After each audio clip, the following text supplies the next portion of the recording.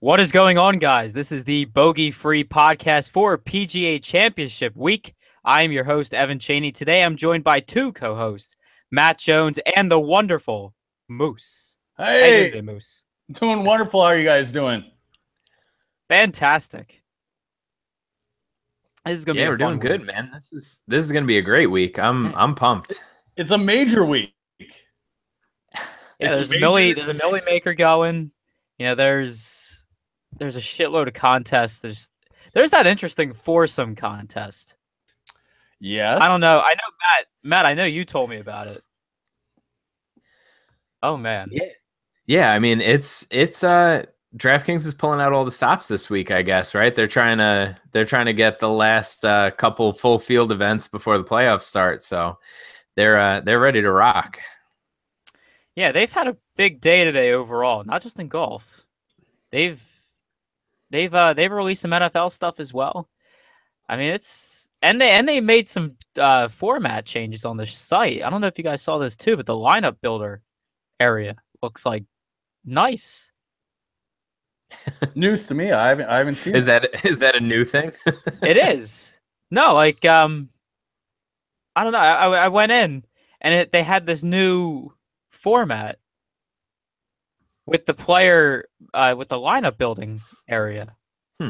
How is it different? It's like cleaner. Like, so you see your player pool on the left. It Mhm. looks a lot cleaner. Like it's no longer that black background with the green letters. It's like a white and gray background with the same green letters, but it looks clean. But it's just easier to use and a lot better. Yeah, I mean, it's just a lot more pleasant to the eye. Because I mean, the aesthetics is what matters here. Well, Oh yeah. sure, but you should be building your lineups on Fantasy National anyways. So. Oh well, This is very a reason. This is a reasonable point to bring that's up. extremely. You know what? Yeah, I have to take the elder. Have you guys? So, like, not to just jump into plugging my stuff, but have you guys had a chance to use the lineup generator at all on our site yet? I just threw some I was just playing around with it a little bit. I've been using the I guess ground level tools, just sort of filtering out sample sizes and playing around with the like custom models and stuff like that. But I was just looking at the lineup generator just to see what it was all about. I typically don't look at really building until tomorrow night when I'm like way too many drinks in and I end up going like way over what I was hoping to on my bankroll. But yeah, it's an awesome site, man. I'm really pumped to have this at my disposal, honestly. Yeah, so like so first of all, just kind of going into this, and I don't mean to like hijack the show or whatever, but I'm gonna do it anyways. So like I legitimately spend about 20 to 30 minutes researching like golf each week. Like I'm not a tout, I'm not a professional guy that's, spending the serious amount of research. I love building the tools, and I try to build the tools in a way that somebody who's got 20 to 30 minutes can like go in, do some serious hardcore research and get it done and like compete on a level with these guys that are spending 20 hours a week researching their stuff. And so when I built this lineup generator, I wanted to build a lineup generator in a way that, okay, I want to make sure that I'm picking all the guys I want. There's nobody that's going to be thrown on my lineups that I don't want to have on them. And then once my lineups are built, I want to be able to just move some stuff around. So I don't know if you've seen, but I've got this move shares thing. So once your lineups are built, you can see how many lineups each guys are on. And you might have Rory McIlroy on 7 of your 20 lineups. You're like, I don't really need him on 7 of 20. So you click your move shares and it'll show you how many each lineups you can move to another guy. So, okay, I don't want 7, but let's move 5 of those down to DJ. Or not 5, but 1 or 2, and move that around. Right. So, yeah. And so for me as a guy who has about 20 minutes to spend doing the research, it's awesome for me to be able to say, okay, let's build these lineups. And then, okay, let's just move this guy to here, move this guy there. And I'm done in 20 minutes. Yeah, that's really cool. You can do that. It is. Thank you. I'm amazing. Yeah. Oh no, that's So definitely something. continue on with your regular show now. Continue on with your regular programming. The Moose will just sit here and have a drink and just chill out for a minute. That's true. Yeah. All right. No, I was gonna say it really is cool. Especially, I mean, I've been since you guys like set it up and it's been, I tweeted out and whatever else, I've been playing around with it. And this is the first week that I've actually sort of, not that I didn't notice it before, but the first week that I've used like I can actually just like click on Quail Hollow and just be like, hey, how have these guys done actually on this exact course? Like, yeah, it wasn't a major before, but like, honestly, who gives a shit? Like, it's the course, and if they can gain fairways and gain greens here, then that's kind of what I'm looking for. So it's definitely been a part of my process this week, as I've sort of learned what else I can do with it. So I definitely appreciate what you guys are putting out right now. Thank you. It's a beautiful thing. All right, so let's jump into these. That's the understatement of the year, but whatever. I'm not a humble moose. I'm not a humble moose, just for the record.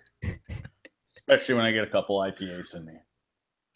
That actually was going to be my next question. What are you drinking this evening? So this isn't like my drink of choice, but right now it's this Voodoo Ranger Imperial IPA.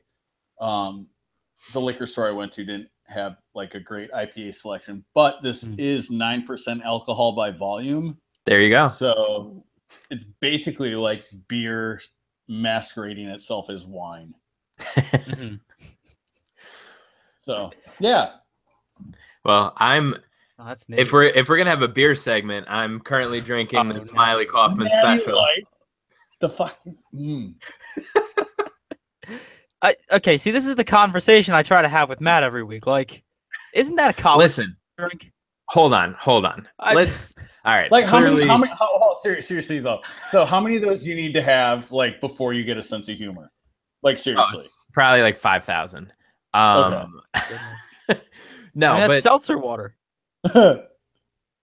Yeah, that's fine. Listen, so I am a gigantic fan of like big hoppy heavy IPAs, but I also kind of need to know what I'm talking about.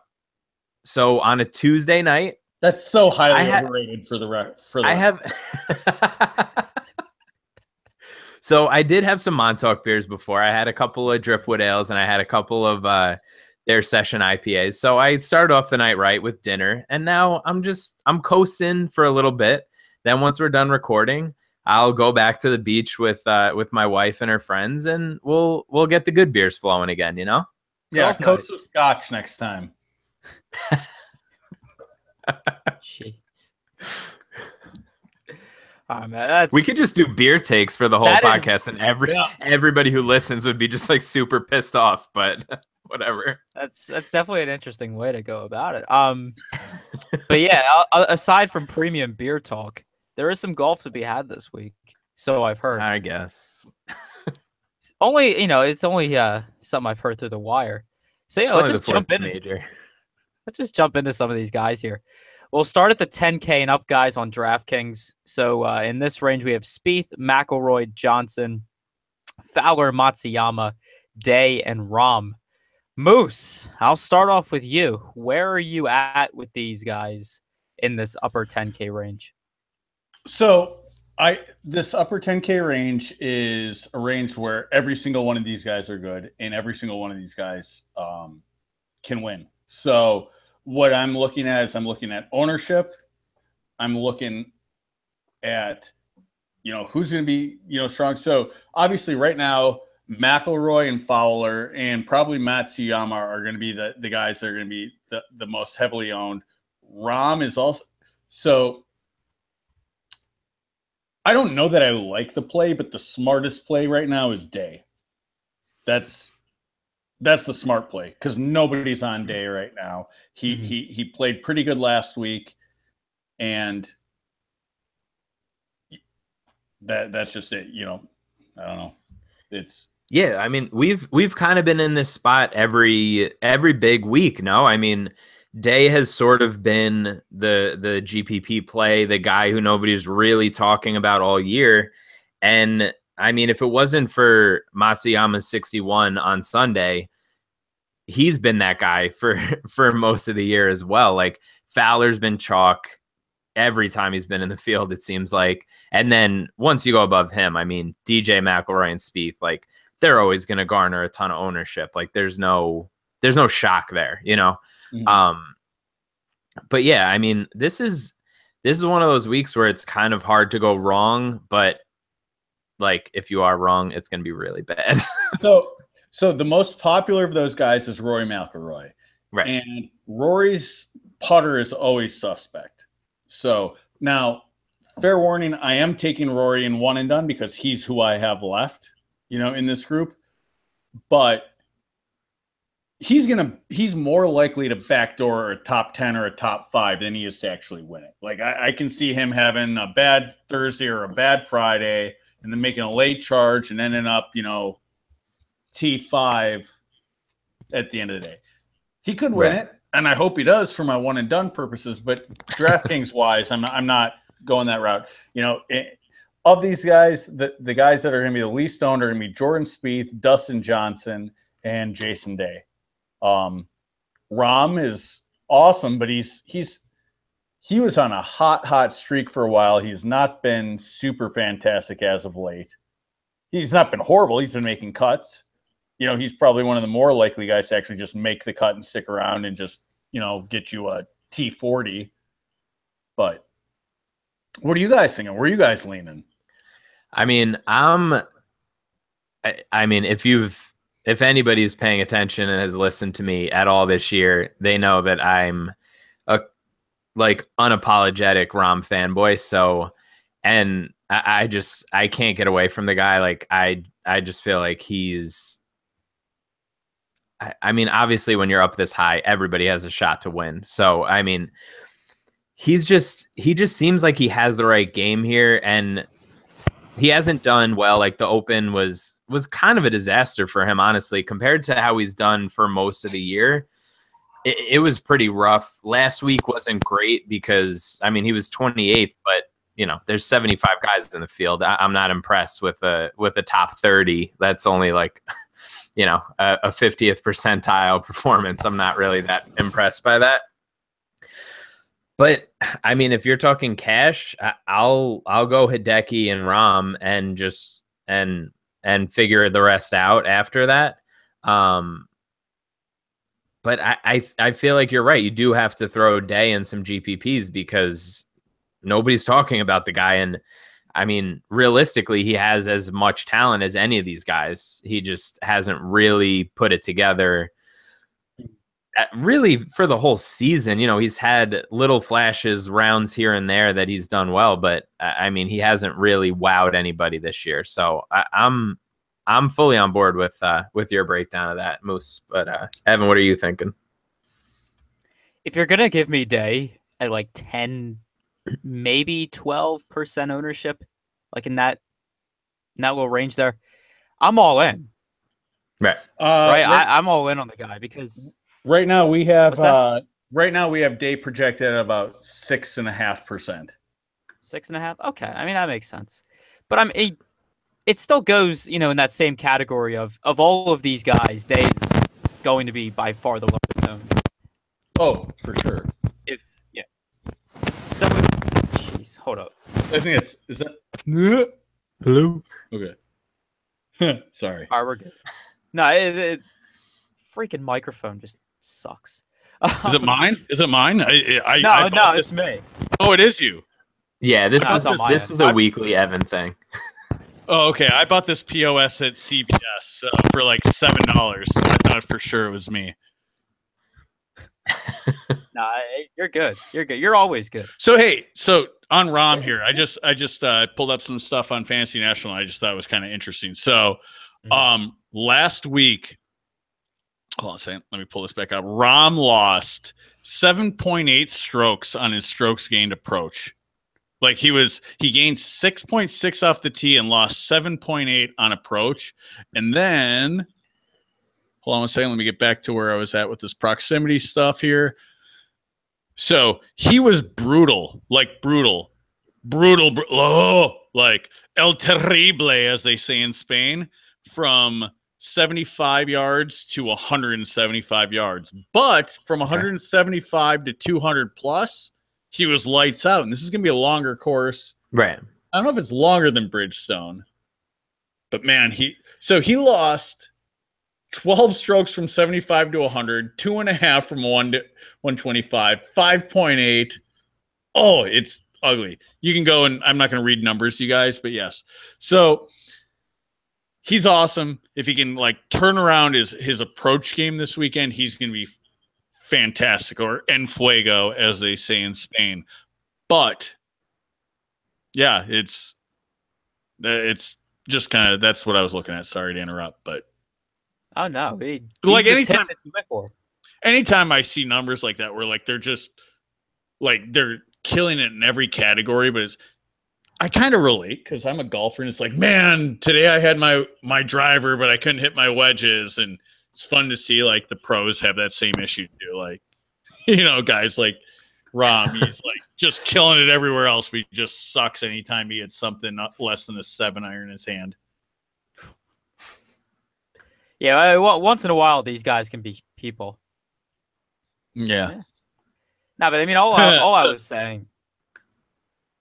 No, all I was saying was just that if Day's going to be the lowest owned in this range, I'll just be overweight on the guy, right? Because everywhere else, especially in a big tournament like a Millie Maker or something in that general range, it's hard for me to want to play McIlroy. Just because he has to win, or he has to be at least top 3 in my mind in order to justify 11-8 and about a 30-ish% ownership. Like that's pretty much where I'm at with it, with this range. Right. Yeah, I mean, and honestly, I think this is one of those things where it's so easy to get, and not, you know, whatever. It's so easy to get tied down in these upper range decisions where, like, I mean, if you're going to win any sort of reasonably large tournament, you're going to have to hit on somebody like, I don't know, under like 7,500-ish. Like, you're going to have to get a top 5 performance out of some like way off the wall play, because this is going to be a popular week. Like people who don't pay attention to golf in general are going to be just throwing in a lineup because it's a major, and it's going to be one of those things where you kind of have to figure it out as we go lower. So that's definitely something to keep in mind as well. Oh yeah, for sure. All right, let's jump down to the 9K range. We don't have that many players here, but we do have a few. We have Henrik Stenson, Sergio Garcia, Brooks Koepka, and Justin Rose. Moose, I'll start off with you here. How are you feeling about any of these guys? Well, again, this is another range that everybody's good. The lower owned guys are going to be Stenson, Garcia, and Rose. Koepka is going to be more popular. I like Koepka here. He's more that bomber. He's the type of guy that I'm looking for this week. But I think that this is a range that if you wanted to target in on, you're going to get some low ownership. And if any of these guys play well outside of Koepka, you can do really well, because I think with the way the pricing is structured, this is going to be kind of an overlooked section of the slate. Oh yeah, for sure. I mean, if you want to drop down, like you could probably roster like the 10K, like everyone Fowler to Rahm, and then be able to roster a 9K guy. But it's going to be really difficult to fit a 9K guy, especially like Henrik, Sergio, and Brooks, and pair them with a Spieth, McIlroy, or Johnson. Like it's just going to be really difficult to do that and create a great lineup. And for the record, too, right now we have, of all these guys, the only one that we have projected over 10% is Brooks, and we have him projected at 15 or 17. Yeah, I mean, even right now. Yeah, I mean, even 15 to 17%, that's really not that bad. No, you're really not it's getting really, that bad of odds on him. no, absolutely. But there's gains to be made if you happen to pivot to those other guys. I mean, it's not often that we see Green on Fantasy National at this price range, but everybody but Brooks is in the green there. That's good to hear. Matt, how do you feel about this range here? Yeah, I mean, I'm not crazy about Rose's recent form, but he has done well here in the past. He's played whatever it is, the Wells Fargo, I guess, is usually here. And he has 2 top 5 finishes in the last couple of years. So, I mean, if you're gonna tell me that he's gonna be low owned, and I think for my money, what is he, 13th in the world right now?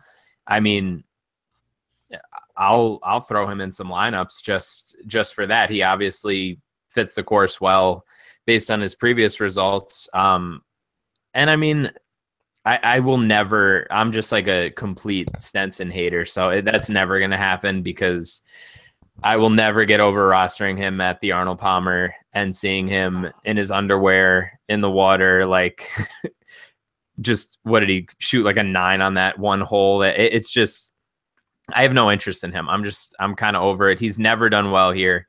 He's played 4 events that I can see in the last 5 years and missed the cut 3 times. So I have no interest in him really. So if Koepka is going to be a little higher owned, I'll gravitate towards Rose and Garcia and hope you can get a decent performance out of one of them. Mm-hmm. I mean, that's pretty much. What was that? I was say, how about you? Like, I wasn't gonna let you get off the hook without like weighing in here. I'm playing co-guest host thing. I mean, this is the checks and balances we have on this program. We finally have that third branch to keep you in check, Ev. That's true. Get when you bring the moose. Especially when it comes to some of these names. You bring the moose, you get the antlers, you know? Yeah. Oh. No, but like look here out for the antlers, seriously. No, I mean here, I'm probably gonna go Brooks. I don't know. I definitely like just what he does overall, what he brings to the table here, and the ownership's pretty good. Right? I mean, 15, 17% ownership. I'm probably just gonna gravitate toward him. Although I just don't have any problem with any of these golfers. So regardless of underwear infractions, that might happen. So, and I just want to preface too, like with that 15 to 17%. So we haven't quite figured out, like, there's always guys that like jump up 10% and we just can't figure out why. Like, but so when I'm saying 17%, that could be as high as 27 to 30. But even that is not ridiculous unless he wins and you don't have him. Then right. So no, I mean when I decide I want to play a guy, if I think his ownership, because you can pretty much pick up on that stuff through different forms of contact, is some online. I mean, if you look at Twitter, you look at some of the forums, if you look at some of the chat rooms in the world of DFS, you could pretty much get a good idea of who might jump up in ownership from say Wednesday afternoon to Wednesday night. Right. And then if big news comes out overnight, maybe Dustin Johnson falls down the stairs again, stuff like that, that you just, shit happens. You can make a decent manual adjustment for that in your head and say, if something happens with Brooks Koepka, positive, if beat writers are saying, oh, he's looking extremely strong on the course or something, and his projected ownership jumps up from like 15% to 25%. I'll take that into consideration and maybe decide to go elsewhere if Koepka's ownership goes like extremely high, or any other golfer for that matter.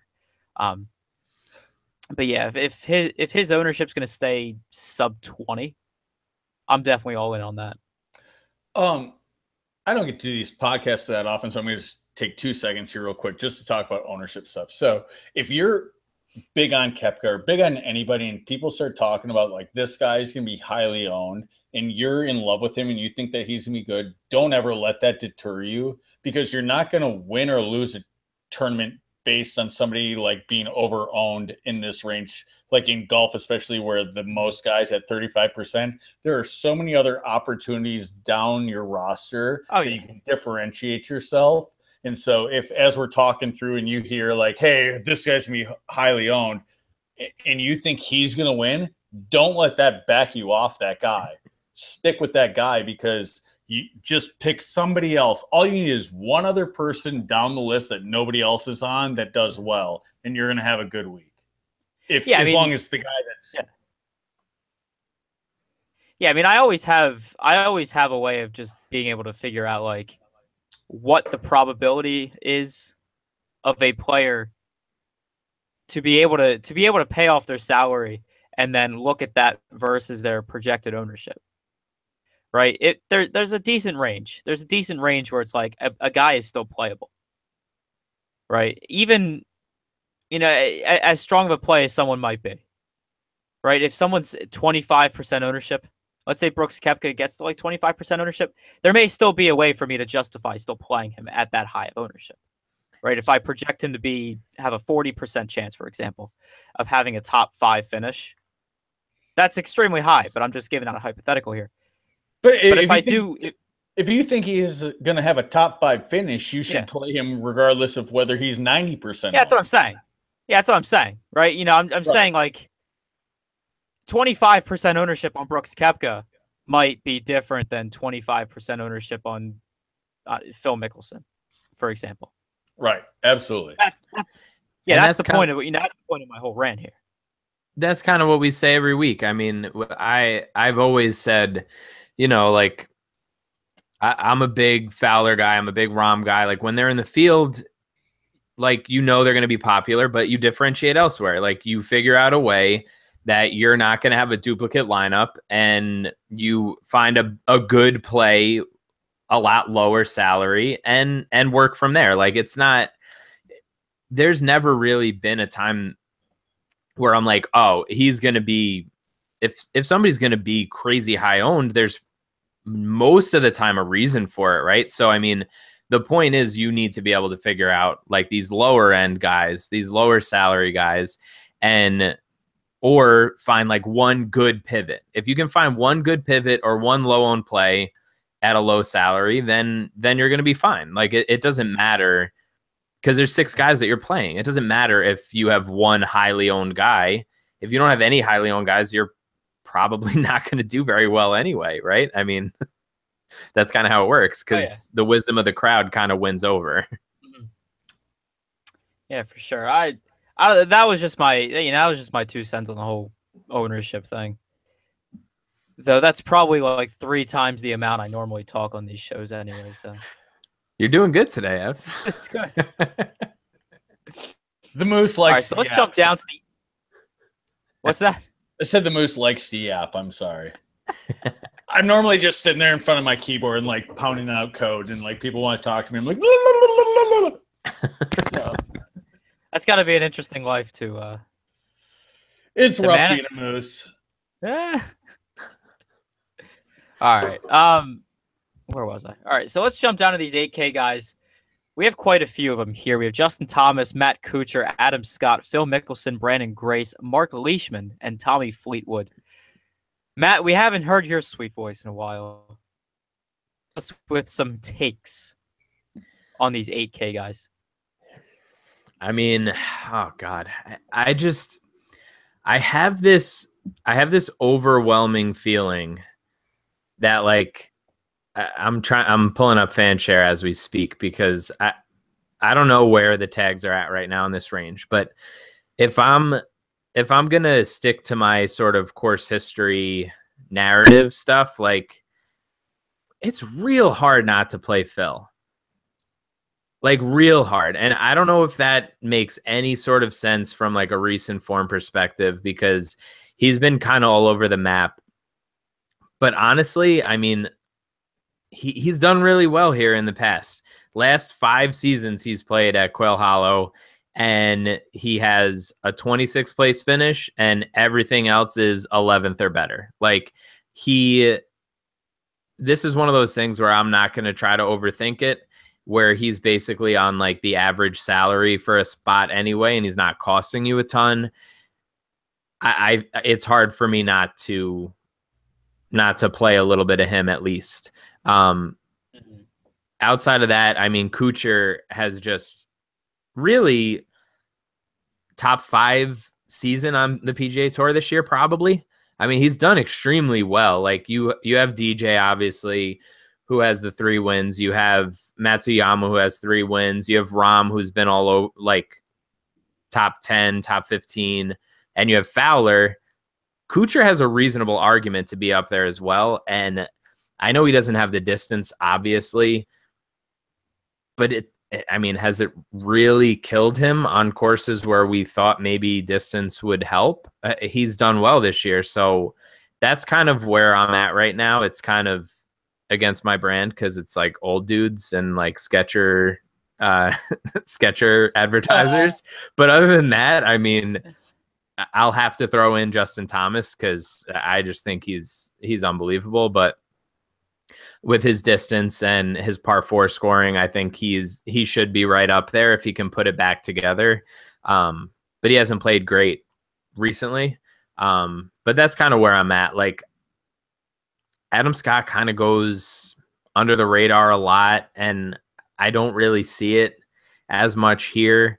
I really don't have much interest in Grace. I'm not feeling Leishman at all here. And I could get on board with a little bit of Fleetwood if you twisted my arm a little bit. But what are you thinking here, Moose? So the guys in this range that I have targeted are Thomas, Kuchar, and Scott.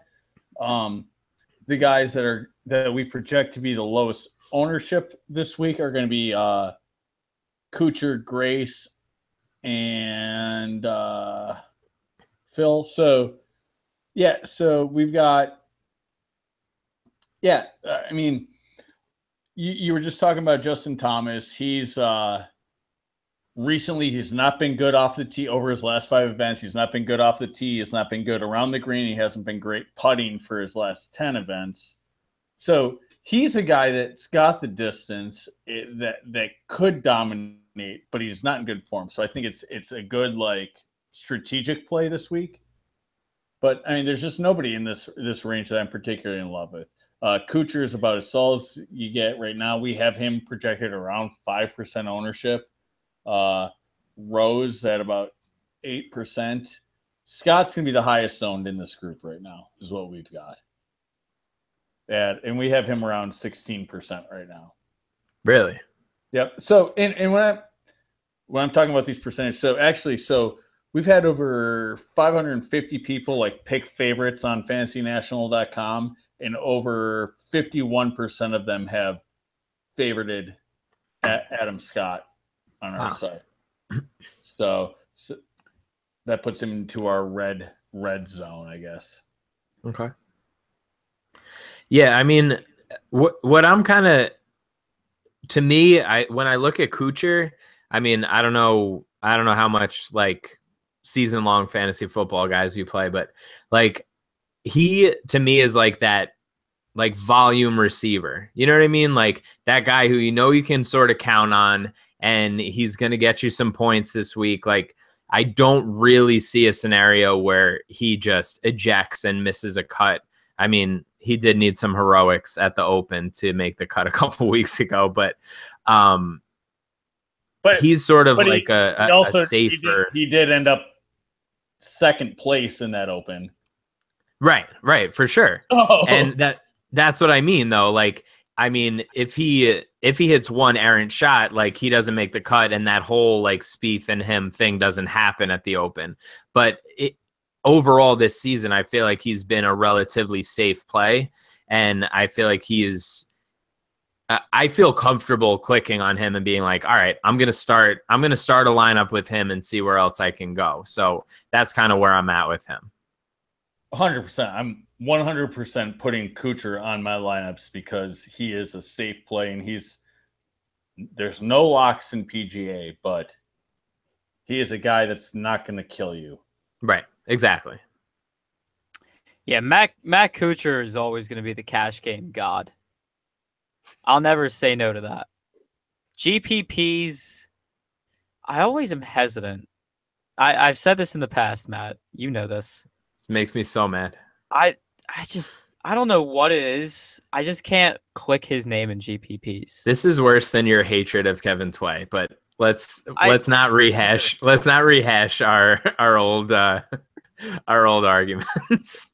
Yeah, Kevin Tway versus Lucas Glover. That was a prop that I just lost horribly. Wait, so whoever took Lucas Glover is on my side. Of course, Lucas Glover for the win. Did Lucas Glover end up winning that bet? No, he didn't. Oh, fuck! Somehow, some way, he didn't. But I would have taken Lucas Glover on that one every day. Exactly. I mean, the guy, when he doesn't hit bogeys, he's hitting birdies, and does that a lot of the time. Yeah. Whatever. Fuck. So, yeah, I know that's what I said. I mean, although a lot louder. Darn it. Yeah, keep it. We got to keep it PC, folks. No, but in this range, I mean, not excited about much. I mean, Adam Scott, as I like to say once in a while, let's just hope that the actor doesn't outperform the golfer. Oh, in this, doesn't look like you're aware of the reference here. Evan has I know exactly the Adam Scott from The Office. Yes, yeah, I get it. I'm not quite sure. Like, God, what did I just? Nah, let's just keep this podcast shorter and all this. Yeah. I mean, other than that take, I'm not like you said, I'm not really excited about the 8K guys. They don't really scream all the upside to me. No, so as I would want. So I want this week in any situation where I'm like, yeah, I'm not really thrilled. I'm going with the bombers. I'm going with the guys that hit the ball good. I'm going with the good guys that like can score DraftKings points, that can make birdies. They might be the more volatile guys, but you know what? If I can get enough guys that are going to bomb it and that can like have the potential to score, I'm going to have a lineup that's going to like combine the right guys at some point. So, yeah. Fuck you, Mark Leishman. You're not on my team. So Justin Thomas then is what you're saying. Justin Thomas. Well, Kuchar though too. Like, I mean, I hear what you're saying with the GPPs, but you know what? On my GPP lineups, I'll take anybody that's going to make the cut any day because as long as I've got 6 guys on there, I've got a chance. Because he can like, I'm fully on board with that. Yeah. He can totally shoot a 62 on Sunday and backdoor at T15 and win me a bunch of cash. So, yep. Now I have nothing against playing him, and if like other people do it in GPPs, I don't care. But just my own lineups, for whatever reason, I just don't ever roster him. That might change this week. That should change this week. It should. It should have changed it like 2 months ago. But I mean, yes, it should have. But again, I want to keep this podcast. I want to keep this podcast shorter than Braveheart. But Kuchar's an interesting guy because his price fluctuates so much. He can be a 10K guy one week and he can be a 7K guy the next week. And so if right now he's at $8,800, it costs me nothing to roster him, and it's basically a free space. He's gonna miss the cut now that I just said that. Sorry, Matt Kuchar.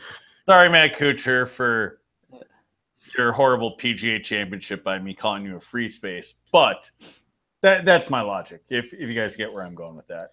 No, I'm fully on board with that.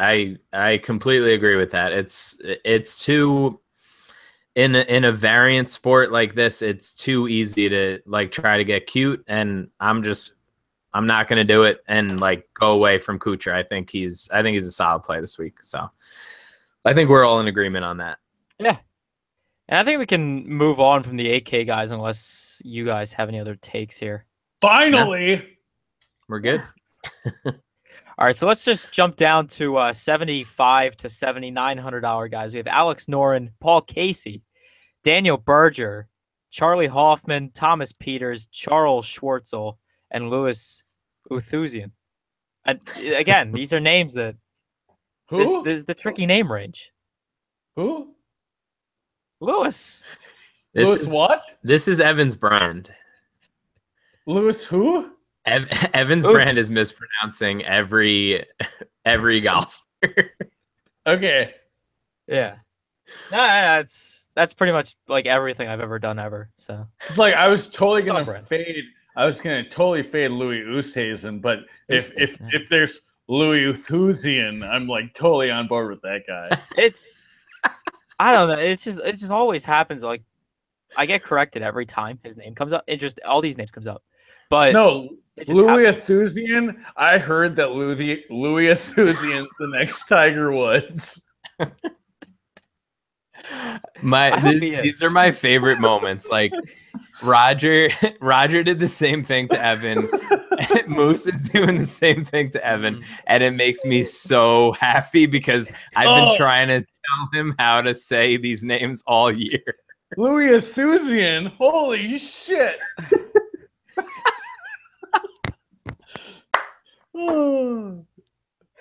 Oh man!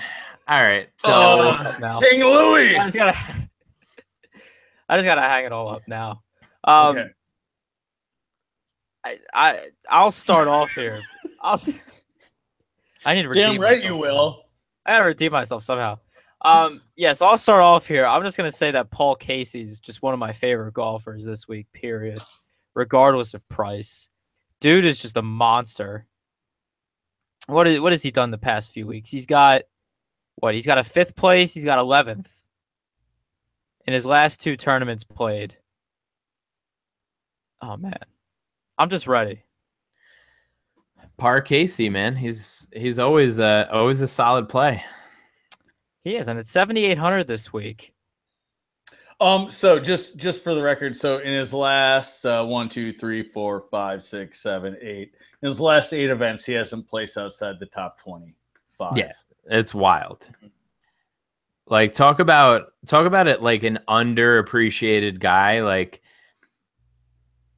I mean, he has to be right up at the top of the list. He clearly, I mean, this range is interesting because there's honestly, like Moose was saying before, like when all else fails, just sort of go for driving distance. And this range is sort of, I mean, there's nobody really that jumps out at you for that. But I'll take Casey all day. I mean, his accuracy, his ball striking, how he's done around the greens this year. He's scored well on par 4s. Like there's so many reasons to play this guy this week, especially at that price.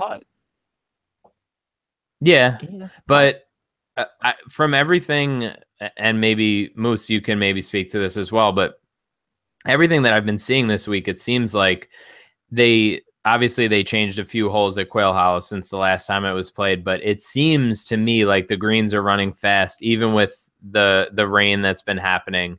And it seems like sort of similar to the US Open, where if you hit the putt in the right spot, like if you can get it rolling a little bit, you can do some damage on this course. So that's been all the reports that I've seen, at least. I don't know. The one report that I heard that's different is that the grain here is fairly significant because they went from a bent grass to a Bermuda grass in the last couple of years, and so there's a grain here. Kevin Na has been getting a little pissy about it. Oh, really? What else is new? Yeah, tell him to shut up and hit the ball. But no, but I mean, I have heard that the grain's quite a bit, and so the key is going to be to get the ball close to the hole, because when you get these putts outside of 20 feet, the grain's going to play effect to it. So you either got to be really good at reading Bermuda greens and reading how the grain's going to push your ball, or you got to get it close and to make the putt. So they're true as hell, but you need to be able to understand how to read the grain. Right. As I normally say, when I miss a putt on, a chip and putt course, I didn't go to reading the green U. No, you should go talk to Louis Oosthuizen.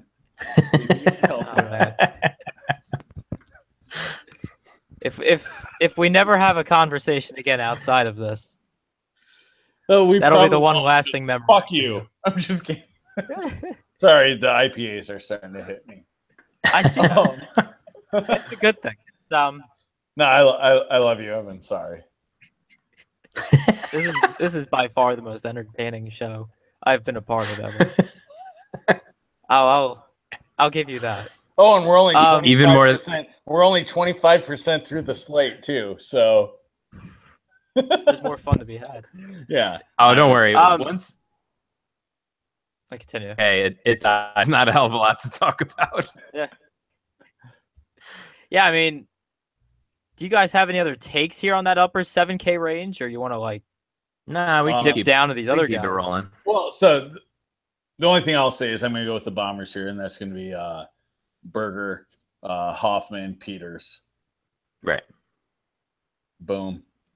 And Peters Peters played his ass off last week, and I mean, so did Hoffman, obviously, but last couple weeks for Hoffman actually. But yeah, I mean, that's if you're gonna go recent form, and these guys haven't really played here before, so or at least recently. So yeah, I'm down with that.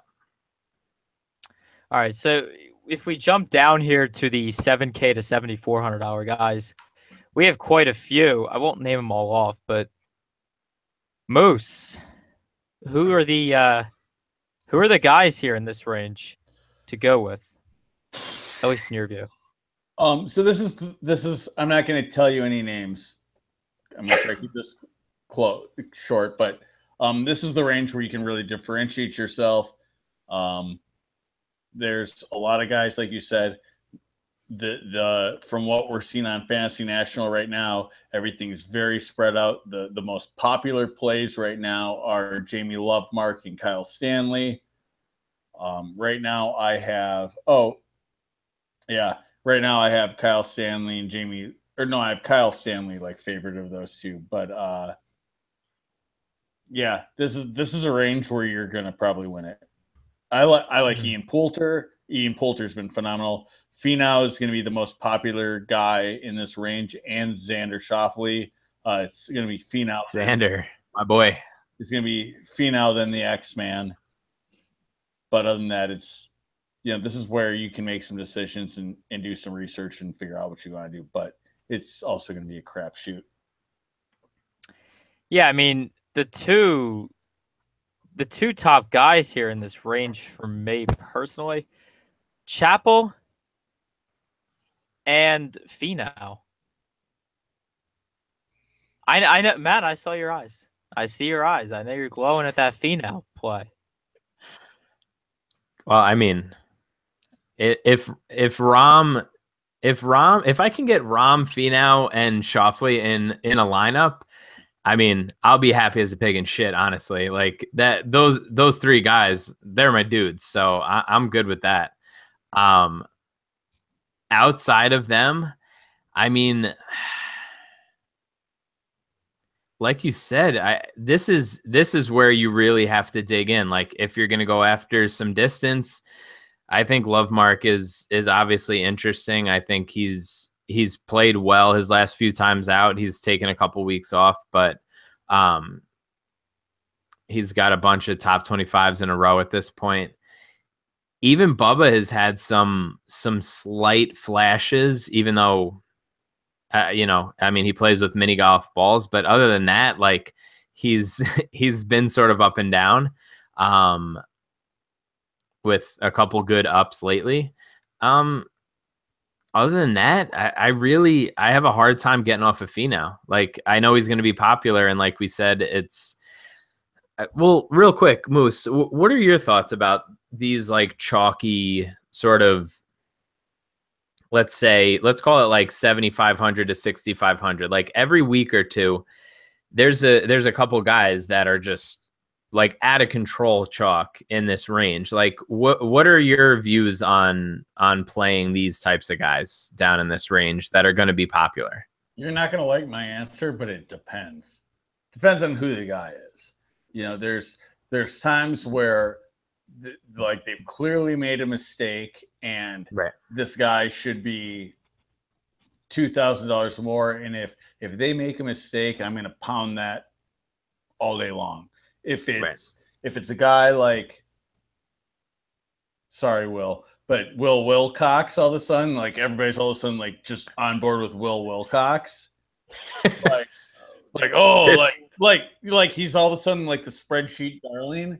Like you know what? Like this made me so happy. I'm so happy you just said that name because Evan has been on Willie Wilcox every single chance he could, and it bugs me so much. I'm so happy right now. Willie, hold up. So sorry. Make your point. Okay, but the point is that like, okay, so let's say all of a sudden this week let's say this week everybody's obsessed with Thorbjorn Olsen. Right. Like for whatever reason, like he did something 2 weeks ago that the stats are like that's just blowing his stats out of the water. Like, nope, I'm gonna pass on that. But if all of a sudden Matt Kuchar is the 7,000 guy and he's the chalk, yep, I'm gonna eat the chalk too. Mm-hmm. But if it's Thorbjorn Olsen or however you pronounce it, or Louis Esthusian, then maybe not Louis Esthusian because Louis Esthusian is actually pretty good, but you get what I'm saying? Like, yeah. So you're leaning more towards like I don't know how to term it, like a pedigree sort of. Like if you know you can sort of trust the guy in other situations, you'll deal with the fact that they're chalky, basically, is what you're saying, right? Absolutely. If it's all of a sudden, if all of a sudden Scott Hend is like the most popular guy in this range and everybody's going to go there, like, nope, sorry, fuck you, Scott Hend. Go back to that was the most random thing ever. Like, just him being relevant for a week was just the most random thing that could have happened. Yeah. That makes sense. I'm with it. Hold on. Now, don't even do it, Evan. Just we need to pause the show for like 2 seconds because I need to obtain an object that's gonna like help me out of this argument. I want to hear it. Hold on. You and Matt discuss something for a second. Hold on. So, Matt, favorite boy band of all time?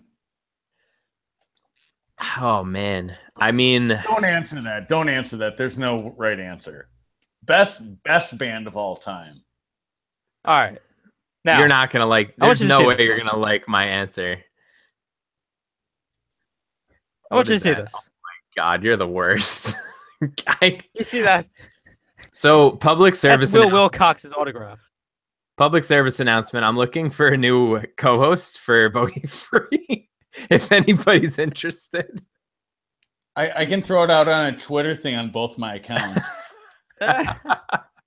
Willie Wilcox. I can't spend any time talking about Willie. I'm sorry. I can't. We are a pro Willie show.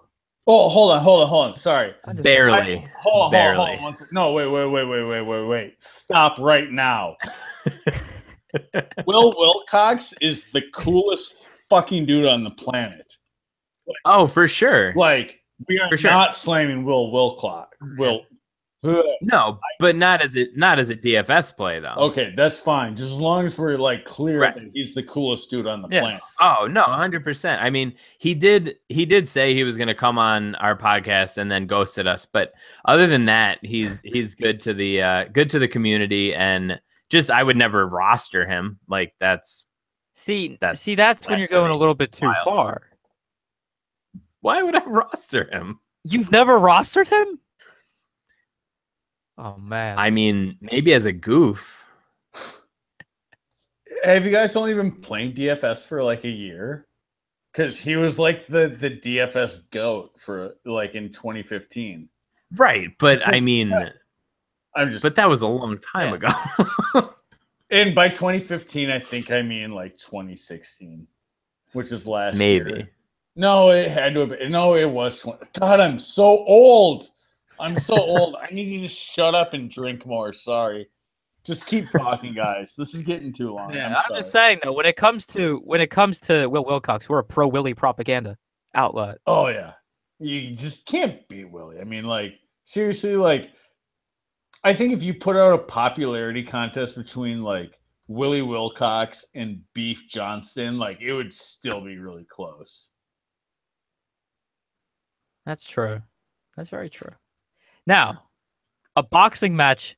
One more thing before we get on to I'd love I know to we've see that had a boxing long rant. match. No, let's make that boxing match happen. You guys, I'm sorry I'm taking over your podcast, but we need to like make this boxing match happen.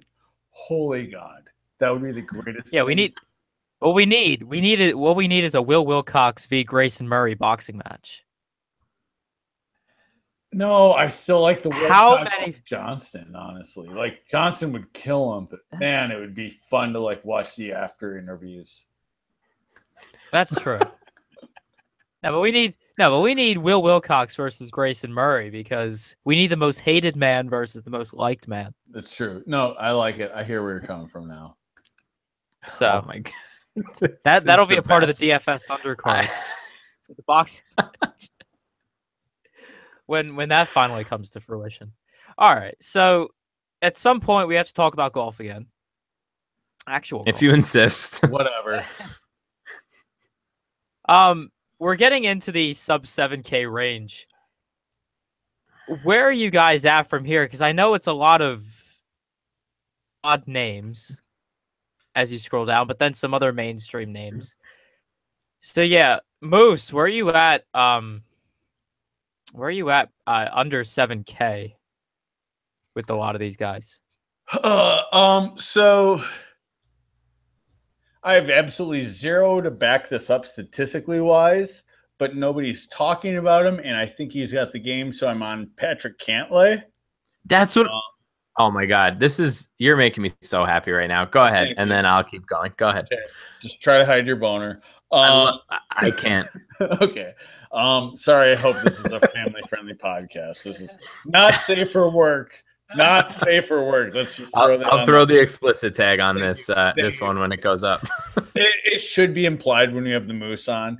But so in this range, I've got Cantlay, I've got Walker. I mean, there's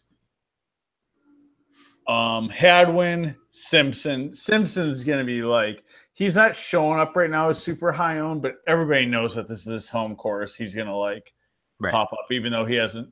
So the one thing is that like last year, everybody was so jacked on this being his home course and that he was gonna play well here, and he does, and he like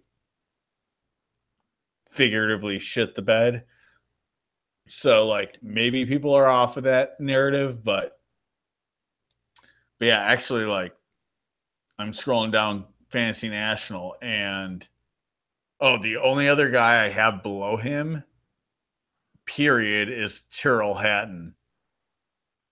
So at 6,600, but like, so I'm avoiding this range for the most part. Like, there's Zach Johnson's going to be hugely owned at 6,800. I mean, that's probably going to be the chalk of the chalk after last week, but I think it's a big boy golf course. I don't know that he might do good, but you know what? Like, I can still win money by rostering good enough guys that hit the ball further than he does without him being on there. I might not win $1 million, but I don't need him on my team to win money this week.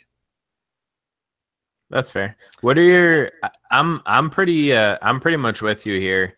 I mean, Cantlay, and everybody who either follows me on Twitter or has listened to one episode where he made a start, like, knows that I love Cantlay. Outside of that, I'm with you with who else you just said. What are your thoughts about Russ Fisher? Because he's a little tempting at this price to me. So I don't know anything. That was me being clean about Euro guys. Like, I'm not that in tune with it. Like, I know he's been solid. I know that. I just don't have enough data on him to give an opinion. Okay, fair enough. Yeah, no, I think he has the distance to do okay here. I mean, he's a good ball striker. He's been sort of all over the place with the putter as far as like making starts stateside. but he's put together a pretty good season. So I mean, for 6,600, you're sort of dipping down at this point, and he's 6,600 and he's 43rd in the world. Like, that's something that I'm sort of interested in. Like we spoke about before, like pedigree wise and talent wise, you have Hatton and Fisher at this price range, and in theory, they're a lot more talented than their price would sort of suggest. So that's kind of where I'm at down here. I'm probably going to go more balanced and not do a ton of guys down in this range. Like, I'm not throwing like Jim Furyk into a lineup. I know he won here like 37 years ago at Quail Hollow, but it's not really going to make a difference for me. And I mean, maybe I'll throw in John Daly in a lineup just for a little bit of shits and giggles. But other than that, I mean, there's nobody really worth looking at once you get below What about 6,500. Oh yeah, that 6,500 guys. Well, what about Francisco Molinari?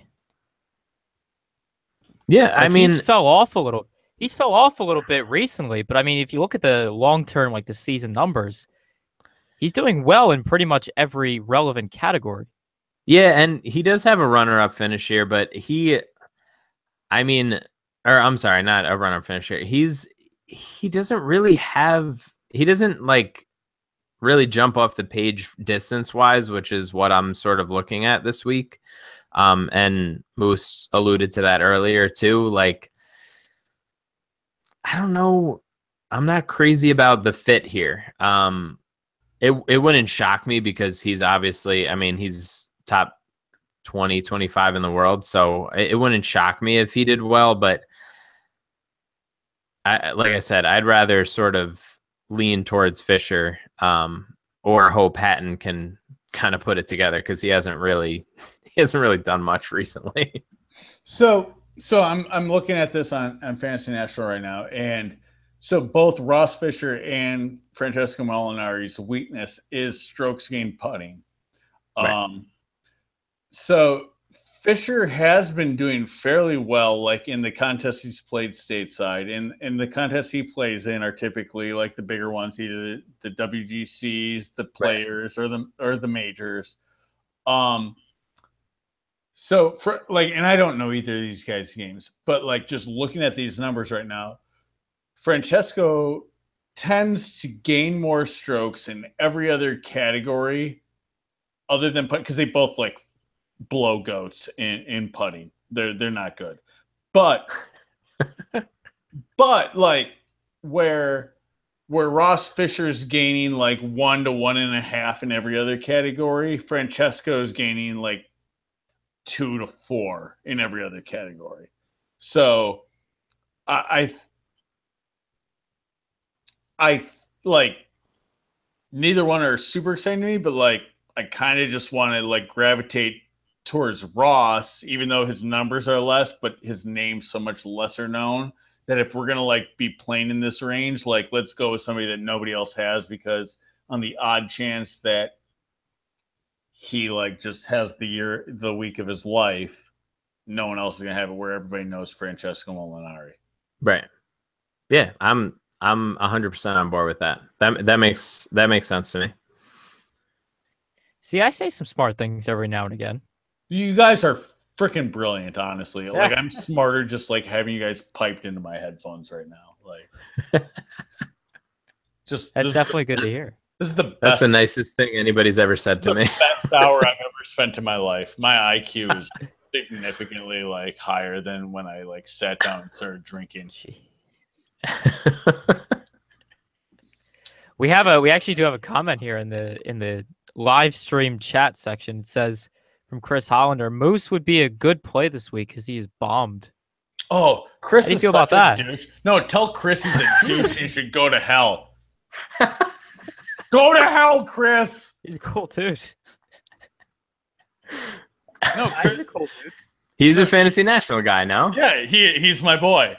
He's my boy. Yeah, I was gonna say. I was like, that name sounds super familiar. Yeah. Yeah, no, he's totally my boy. I love him. He's the best. He's such a smart dude.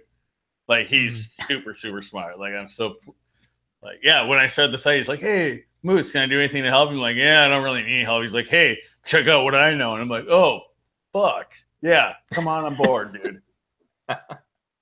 Jeez. That's great. Sorry, swearing again. No, you're fine. Oh, this is awesome. We need more of it on this. We need more of that every week. We need some character, you know? Oh, All I right. hate fucking doing podcasts. I just hate it. Oh, I gotta do a podcast tonight. Oh my god. I don't want to research. Like, I just, but then when I get doing it, like, I get drunk as fuck and I love it. It's definitely a great way to just go about your day. Oh, I know. Anyways, sorry. Thank you It has for to having be. me. Pleasure. Yeah, so I don't know, Evan, you got anything else? Wait, can you guys text back on your thing and just say fuck you, Chris Hollander? I certainly could. Please do. And then just put like dash moose afterwards so that he knows it's from me. What up? We gotcha. Thank you. There we go. Good deal. He goes, I'm still here, jerk. That's the best. So real quick, before we completely wrap up, just if you're listening to this, give Fantasy National a shot. I mean, the amount of customization that you can do and just the way that it helps your research, honestly, it's a huge tool that I use every week, and I'm super excited to see, you know, what else they add and everything else. And we really appreciate your time this week, Moose. Hey, thanks for having me on, guys. I really had a good time. This is so much fun. Yeah. Yeah, this has been definitely the most entertaining show we've ever done. And then real quick, if anybody's going to be around 5 Eastern tomorrow, I'm going to be on the DraftKings Pre-Lock Live show, so you can see my beautiful face again tomorrow afternoon. And, you know, I'll probably say most of the same things I just said, but I'll be a little bit less drunk. So there you go. Unless you get into some day drinking. I mean, it's always a possibility in Long Beach, so you never know, but that's, yeah, for sure. Sure to subscribe to the podcast on YouTube at Bogey Free on there, and make sure also to subscribe to the podcast on iTunes, the Bogey Free Podcast. Make sure to follow all of us on Twitter. I'm at eChaney17, Matt at Matt Jones TFR, and Moose is of course the Moose FNGC. No, it's actually at the Moosenomics. At Moosenomics. Yeah. What? Why did I just? It's yeah. You gotta give me the script. I don't even know what my Twitter handles are. I've got so many Twitter handles. I don't even know what's going on. So just go like on Twitter, and eventually you'll find me. It'll say, "Hey, yeah, just follow this guy." Yeah, just press buttons on the Twitter machine. Yeah, there you go. You'll find me. So yeah, make sure to follow all of us on there. And yeah, if we're not winning all the money this week, we hope you guys do. So good luck in all your contests this week.